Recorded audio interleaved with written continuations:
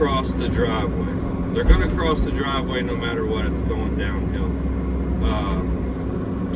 I talked to her. She does not want to put any type of culverts underneath of the driveway. So we're putting in very large rock beds for the swales to basically direct the water into those rock beds, disperse, and then wash on top of the road. That's the best solution I can come up with, because really I would probably put culverts in, like some 8-inch or some, I think she's got some 8-inch ones or something up the street, up her driveway. It's a pretty long driveway. But, and just shoot the water down, because it's all going to go into that pond anyway, regardless. But she wants to cut down on the mud. She wants to, this kind of a erosion control with the swales and these big rock beds. I got an oversized river rock to put all in here. I think I got 18 tons. There's one load already by the barn on the back of the property. I'm going to skid steer it in so I don't block the driveway. That's why I've stored it back there. But that's pretty much it. And it is very, very cold this morning. The battery didn't start on this morning. I've been renting for the past 4 years. I got a good relationship with the guy at the rental company, and with all the other investments I've made and life that went on, I haven't bought yet. But I plan to this year. This side, this is an E50, which is right at 11,000 pounds. It's a very good size. This is my own personal bucket. I've been in business for 4.5 years, and I bought this bucket the first year. I was doing all kinds of drainage work, and I wasn't able to make cuts like I wanted to make with a bucket with teeth on it, so I bought this. It was like $1,000, and I dig pools. I do everything with this bucket. It's 36 inches. It's not like your normal ditch bucket where it's real short. You see from the front of it to the back of it. In other people's videos I've seen, they got those real short buckets. It's not that. I like that it can hold a lot of material. Because if I'm scooping rock, I'm scooping pools, like you're digging clay pools, and you can dig it with a smooth bucket. You don't need a tooth bucket. That's very nice for clean edges. And all around, it's been a good investment. Like I said, I've had it since the first year I was in business. And I always use the 50. Sometimes I'll use the turn the heat down a little bit. It's cooking now. But sometimes I'll use a 35 on smaller jobs. And I like that machine too. This machine can just pretty much do everything. You can do some bigger jobs with it. I do a lot of small residential landscape tear outs. I do a lot of small clearing and tree jobs, and I do some really odd drainage stuff, kind of like I'm doing now.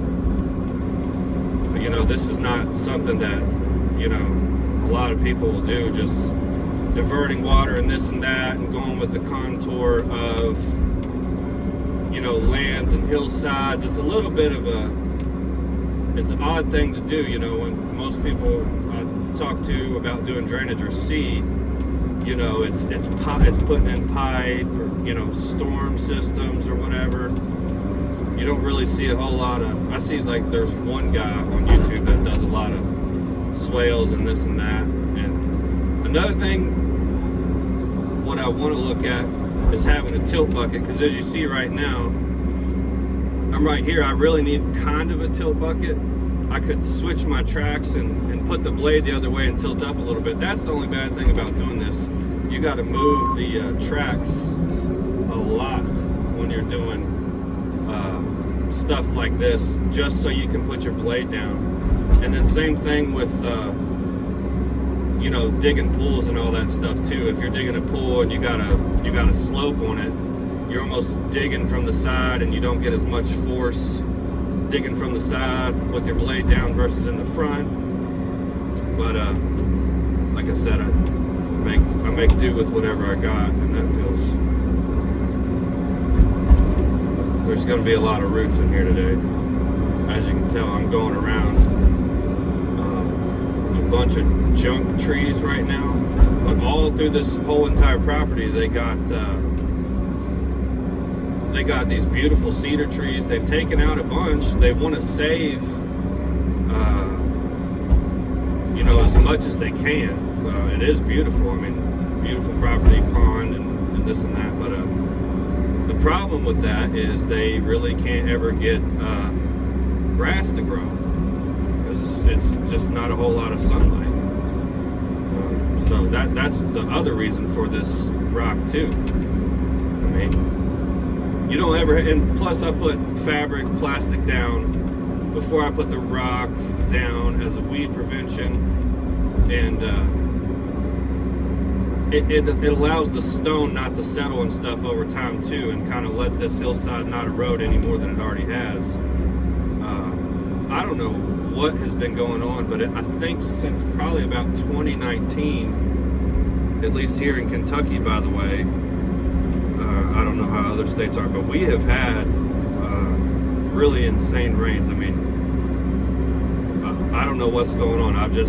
And other people have noticed it too. I think the rainfall totals show it, but it's washing out more. You can see that little, where it's eroded right through there, pretty much everywhere on this property.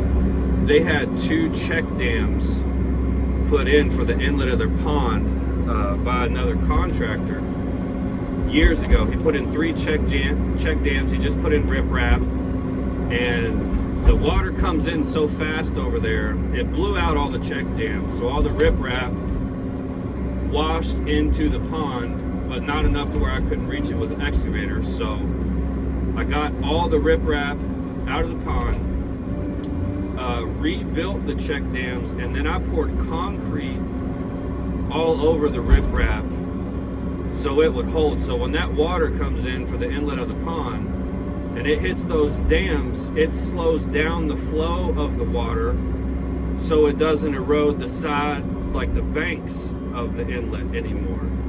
And so I did that a couple months ago, and they sent me a video of it, and I tell you what, it hit that first check dam, slowed it down.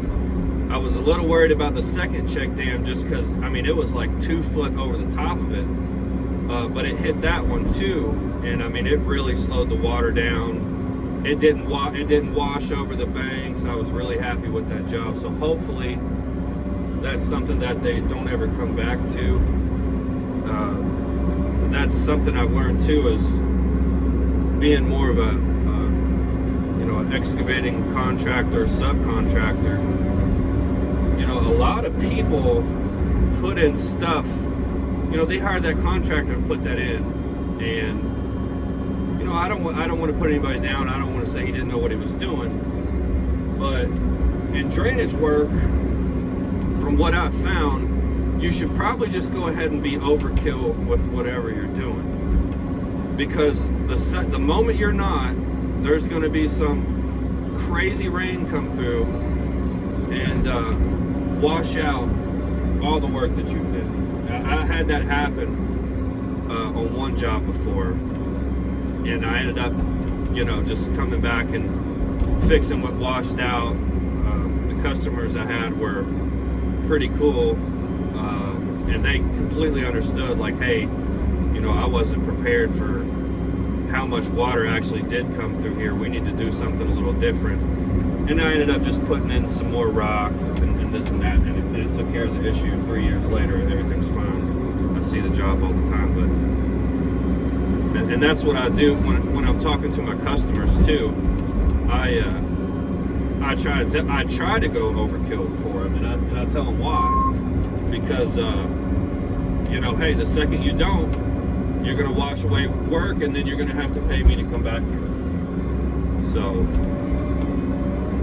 and you got to find that balance, at least I do, between, you know, I don't like coming across like a salesman when I talk to my customers.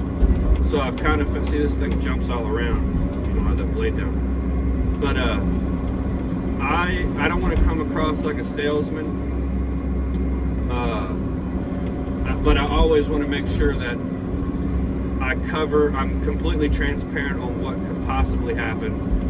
And it ends up, you know, if it ends up costing more to do the job, or, you know, and a lot of time it kind of sucks too, because you don't feel right doing something if you're not going to do it all the way. Like if you're not going to do a drainage project and completely, you know, cover all ends of it because the customer doesn't want to pay that, it's almost like you're doing a disservice, because you know what's going to happen once a giant rain comes through, or a couple giant rains come through.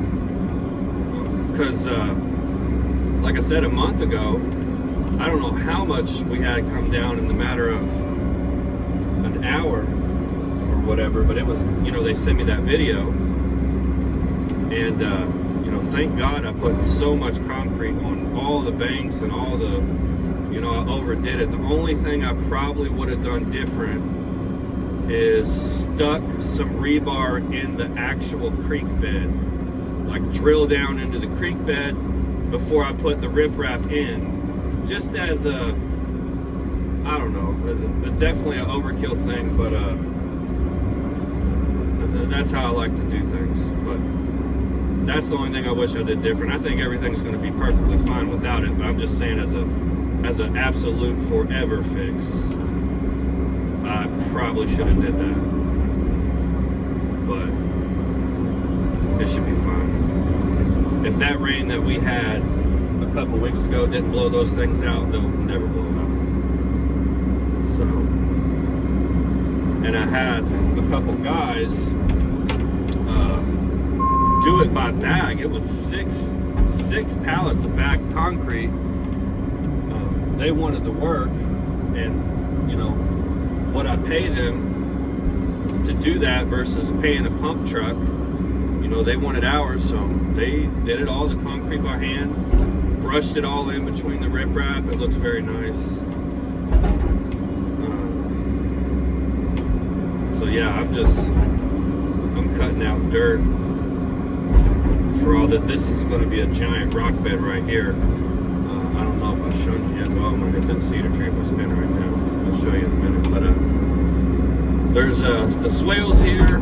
One's about 80 foot on one side, and the other one is about 60 foot, if I'm not mistaken. I can't remember. And another mistake I made on this job, I used white spray paint that I borrowed from a buddy of mine when I came over here to originally bid this out. Well, guess what was on the ground this morning?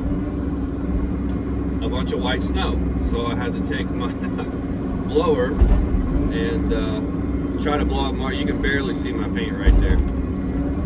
Take my blower and try to blow off some of the snow so I could at least see my lines. So there was a mistake. I should probably use the fluorescent orange or green or just anything else but white. Of course, I didn't know we were supposed to get snow. I mean, this is Kentucky, Ohio Valley. It's something new every day. I mean, damn, there could be a sandstorm come through, and you know, in a matter of minutes, you just never know what's going to happen over here. But mark that down if you haven't. Don't use white paint because it might snow in Ohio Valley. And it was kind of, and I thought about it too when I was doing it. I was like, I should use blue paint, like Dirt Boss. I see he always uses blue paint. And if he was here this morning, he would probably be like, oh, it's wicked cold out here, you guys. I got to get the oil back. I just started watching that guy. I love what he does. I think he's very, very smart with what he does. And fun to watch. and that's what made me. I watch Let's Dig all the time. I just started watching Dirt Boss, maybe like, I don't know, a month ago, and then I've always watched Andrew Camarada. I think that's how you pronounce it. I've been watching him for years. His videos, he puts. That's the other reason too. I wanted to start. I got like 10,000 views on one of my videos. The rest of my videos are not very much views at all. I think one's got 3,000, one's got 4,000, and the rest are like a couple of hundred. And that's one of the reasons I wanted to just start talking in the video. One, just to, I don't know, just to do it, because they're always talking in their videos. Doing it a couple minutes in, I can see how it definitely passes the time. Normally I got music on and I'm jamming out to it. And the other reason, like, there's so many jobs I don't take videos of, I don't take pictures of, just because I want to get in and out. I want to do my work, and I want to go home. And I know it's going to be a long day.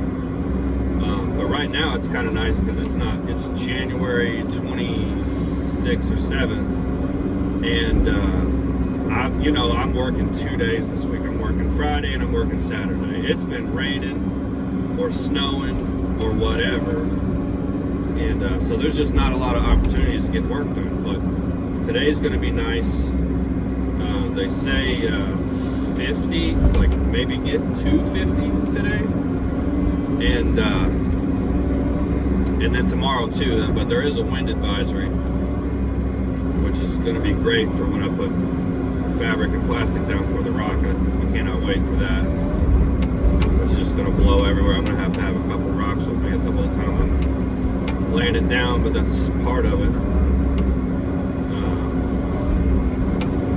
So yeah, it is definitely. It's kind of nice, and I think maybe I see why some people talk on videos as well, because when, like me, a sole operator, I use guys part-time that work for another company, but it does get a little bit lonely, when you don't have anybody to talk to all day. So that's kind of nice too. I mean, I'm not much of a talker, but I will talk about excavating all day long. I love it, and so I've been running equipment for a little bit now. I ran a Cat 305, a Kubota 40, a Kubota 80. What else have I ran?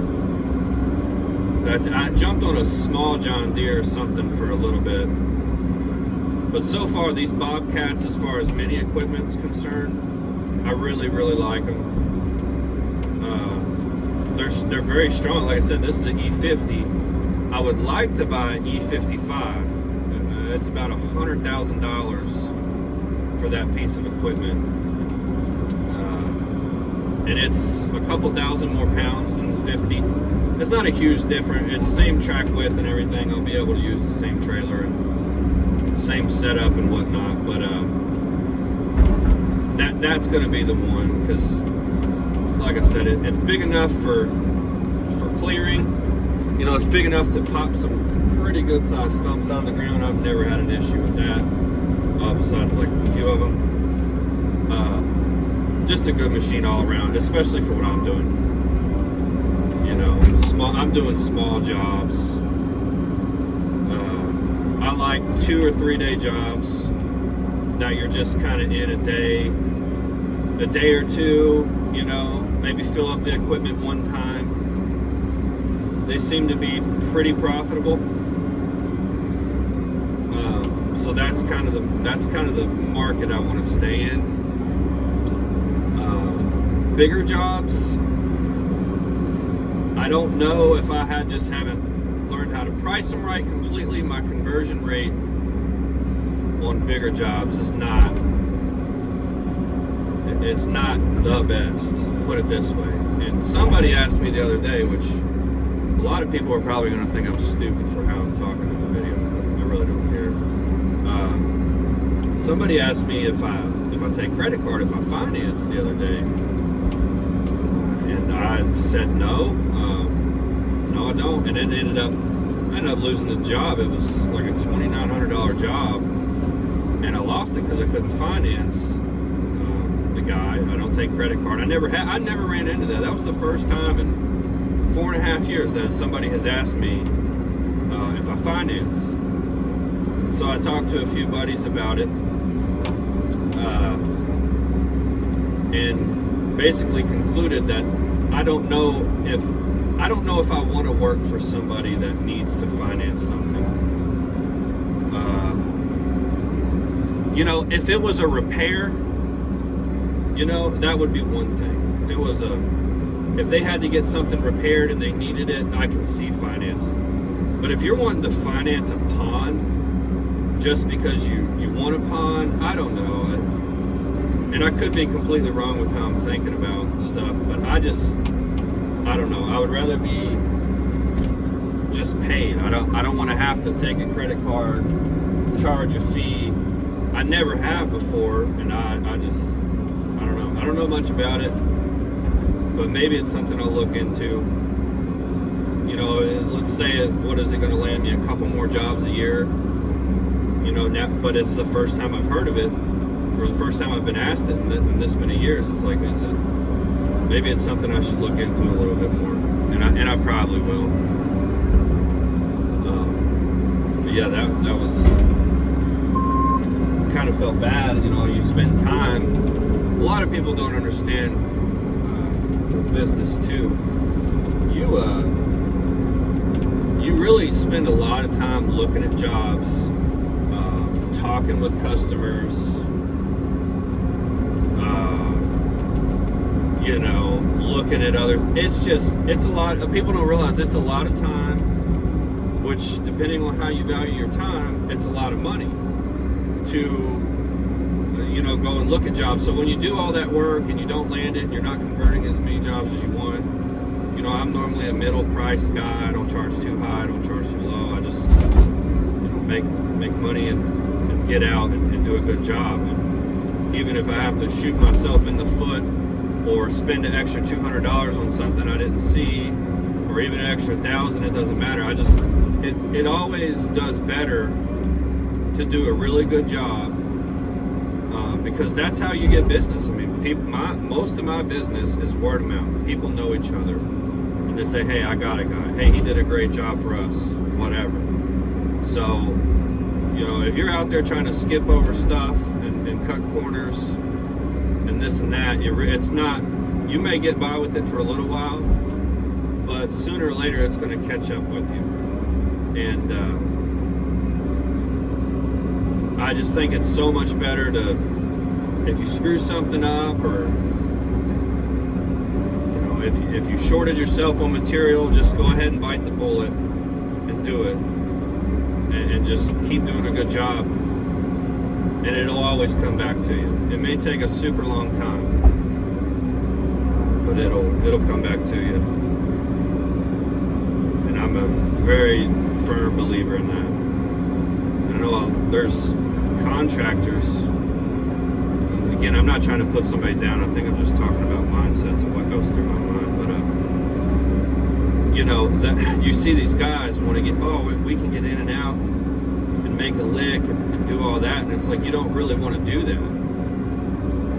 Don't even think that way. You want to get in, you want to get out, you want to buy this certain type of whatever because it's $5 cheaper. It's like, just use good stuff and do a good job, and don't be bringing, you quote it for processed topsoil, don't be bringing in some junk clay that you had on a job that's got rocks and roots and all kinds of shit in it. Again, there I go cussing. I need to watch for that. But I don't know. Just use what you say you're going to use, even if it hurts you. Just stick to your word as a business owner, and especially being an owner operator. That you're basically, I want to almost say salesman for what you're doing. I mean, you gotta educate the customer on what you're doing. You gotta communicate with the customer when you're gonna be there. Hey, this is taking a little longer, etc. So it's it is a lot, and it takes a lot to do a good job. But doing some of these guys that just skate by, see it. That's some of the problem with this. Isn't a big excavator by any means, but turning, you got to watch for all these cedars and stuff, because I don't want to be taking out branches. The homeowner be coming out here and looking at me. What are you doing? Sorry, I didn't mean to take out your branches. Even it's really, and these cedars are beautiful. I love cedar trees. I love the way they smell. They got very shallow root systems out here. At least these size ones out here. I mean, you can damn near push all of them over very quickly. But a lot of them are dying, and they've cut out a lot of them. I don't really know why. I don't think they're like diseased or anything like that. But that's another reason why I'm doing this too. Is like I said earlier in the video. Hey, it's my first talking video. Okay, you can't.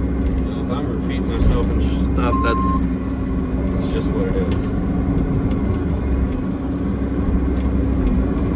So, but it is kind of nice. I'd like to do a few more like this, or see how it goes, or see, because who was I watching? I was watching somebody on YouTube, and they was like, you get views by putting in effort. If you can show YouTube that people don't want to click away from your video, or people want to keep, there's a room for that junk tree, or people want to watching your videos, want to keep watching. I don't know if I said something messed up there, but then you're going to get a lot of views.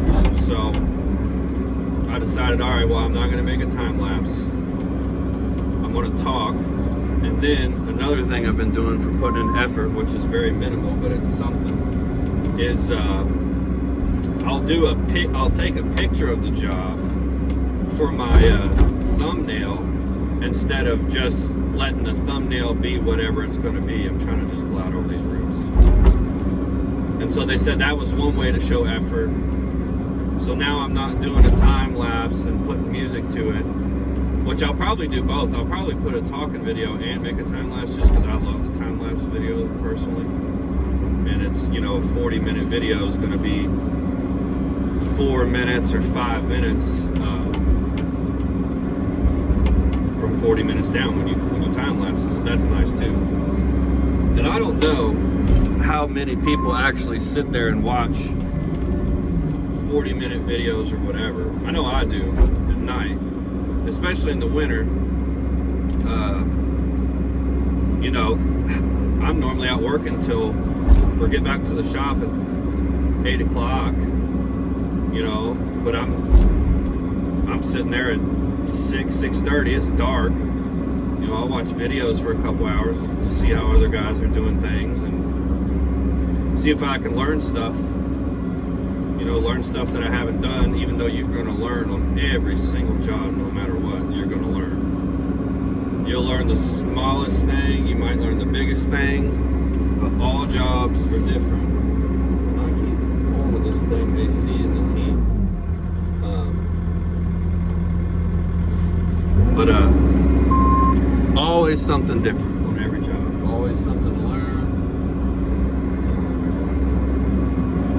So that's nice too, because if you're watching videos, you're almost, I don't want to say doubling your knowledge, but you're going to learn something that maybe you didn't think about, or you got a job coming up and you didn't think about this or that, but you seen it in a video. And I think a lot of people that love excavating just love watching the videos. Like I love running an excavator. It's what I do. I'd like to think that I'm halfway decent at it. And and I started. I just bought, it was, like I said, 4.5, maybe 5 years ago now. I'll have to look at the date. But I just rented one.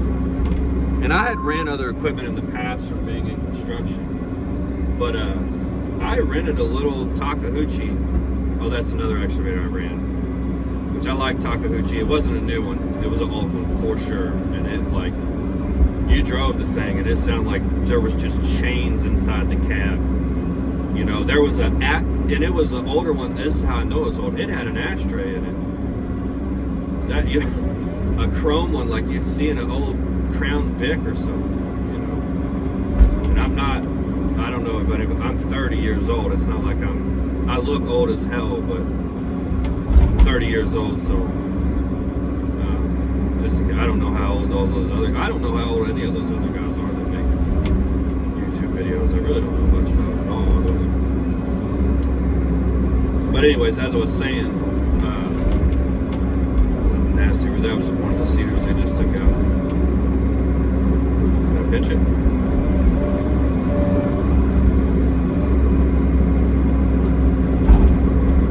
But I love watching videos, because I love excavating. There's tracker, what I was saying now. There's going to be a ton of roots like that. I feel like when I dig out these swales, I brought something to chop them a little bit. I don't know which one I want to start on. I think I'm going to start over there first. This is looking pretty good so far. Everything's kind of slicked up. We've been working for 30 minutes or so on the actual, you know, being on the actual equipment, driving. Other than driving, I had to drop off a skid loader, then I had to drop this off. I don't have a dump truck or a tandem axle thing. I've been using the same trailer. It's a 20-foot 14K trailer. It gets the job done. It gets me 2 sites. I love that thing, and it's made me some money. Kind of want to get in the gooseneck game. For one, the other, but I look, you know, I need my CDL. If I'm going to haul around that Kubota 80, for one, I need my CDL. All right, but it's $5,000 in this state, and it's like a 4-week class or 120 hours. I'm not 100% sure which one is which, but it's that, and then the trailer is a lot, so it's like I don't want to make that investment this year. And then, you know what, by the time you pay somebody, some sort of company to drop your equipment off each way, again, depending on how you value your time, it's almost worth it for them to drop, you know, because you can be doing other stuff, getting other stuff ready while your equipment's being dropped off on site or while it's being picked up on site. So that was the reason I haven't done that yet. And I've decided to stay with the smaller stuff. It's like, all right, well, I'll get my bigger stuff delivered. You know, I'll make 2 trips to a job with the excavator and the skid loader. That's not, I don't think that's not a huge deal for me. That's not, people are like, oh, well, can't you haul, what if you hauled both of them on one trailer? Yeah, but I don't know. It's just not that big of a deal for me. If I was doing it every day, maybe. But you're talking about once or twice a week, it's not a huge deal. And the jobs aren't that far away. So it's not a huge deal. So I think that was the main reason why I didn't go with the gooseneck trailer and make that investment and all that. Maybe down the road I will. But right now, the size jobs that I have, I'm just fine doing what I'm doing. You know, if it comes down to I'm needing a damn 80 or whatever, you know, a Volvo. I think the rental place I use has a 160 and a 235 Volvo. I want it, or a 220 Volvo. Anyways, they're pretty good size with the thumb on it. You know, delivering those are quite expensive. Those are, I think, $500 each way to deliver and pick up. But again, God, you think about investing in a CDL, then a lowboy, then a semi, and then, oh, not to forget, you got storage on that now. If you don't have land, that's kind of going to be hard to do. So like I said, being in business pretty much 5 years, I can see how it's going to take another 5 years to really build up your assets. I mean, I feel like I already got a little bit of stuff just from lawn and landscape that I do. But the transition into the full-time excavating, it's taken, I haven't been doing full-time excavating. I've been doing excavating once a week or twice a week. It's not been every day. I don't have consistent digging. And I'm not going to sit here and say that I've been looking for it. I've kind of just let the word of mouth come in and get my jobs that way, which I love it that way. And then I'll have a couple pretty good sized drainage projects every year for some people. So we'll just see what the year brings. I don't want to put all my eggs in one basket. Oh, don't go there, dirt clod. Oh, I just missed it. But when you're trying to get out of a business, because I started a long time ago, I started out doing handyman work. I did handyman work while I worked full time for somebody, and then that transitioned into lawn and landscape. I was very tired of the handyman stuff. In and out to Home Depot all the time. Inside, I don't like being inside. But lawn and landscape happened. Started doing really good at that.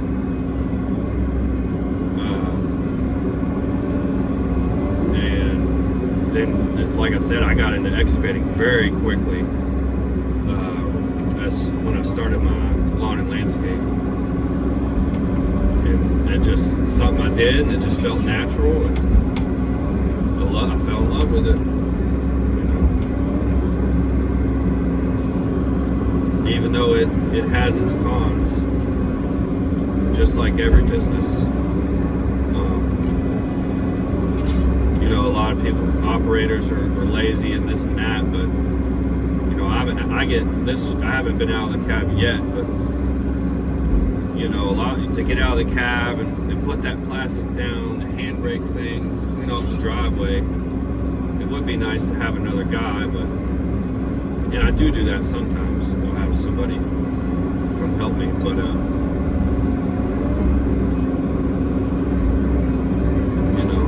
it's a lot to do by yourself. Sometimes things take longer.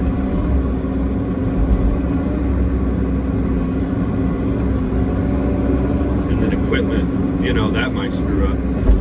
Like this morning, this thing's battery I had to put a new battery in it. And just little stuff like that, pin could break off. Something to just add time to your day, and you try to keep everything in your truck, but something it just doesn't always work out that way, and that's okay. So, and I think I'm pretty much going to end this video now. I don't really know what I talked to. I just rambled the entire time for my first time talking for a video, so we'll see how it goes and see if I get any views off of it, whatever. And I'm going to cut these swales out and get the rock going as soon as I can get some plastic down. I know he's coming with that other load of rock here in a little bit. I don't even know. Probably after lunch, I would say. Hopefully this sun comes out and the snow gets gone. It'd be nice to feel the sunlight for a little bit. That's for sure. I miss the sun. But yeah, that pretty much wraps that up. So whoever's watching this, thanks. And maybe I'll do another talking